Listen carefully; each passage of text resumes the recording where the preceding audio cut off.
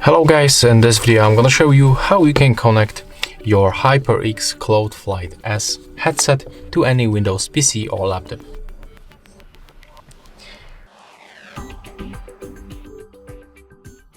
So first of all, you have to grab your headphones and then you have to find this button. You have to click and hold it until this indicator turns on, just like that.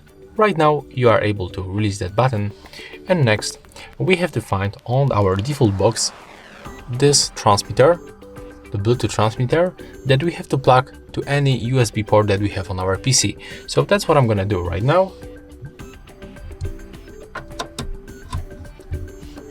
Okay, I just plug it and it will be right now definitely set up to my PC. So I have to click on the right with the right mouse button on this speaker icon, then open the sound settings, and as you can see, in my case they are automatically detected in the HyperX Cloud Flight S. But if you are still on your speakers, you have to just select them right here. The same for the microphone, because the microphone you can plug it. That's also in the box. You can plug it simply right here. There we go. And the next step, it's very simple, but I'm gonna actually hide my preview of the camera because we are not gonna need this anymore, because right now everything we gonna do in the PC. So we have to open the Microsoft Store on our PC, and on the search pool we have to type HyperX, and we have to get this application from the HyperX to unlock other features. So let's click to download. Of course, we have to be connected to the Wi-Fi, basically to the internet.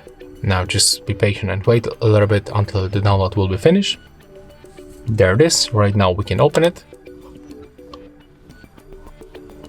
We can select to send the diagnostic information, but I'm gonna skip this one actually, so click done.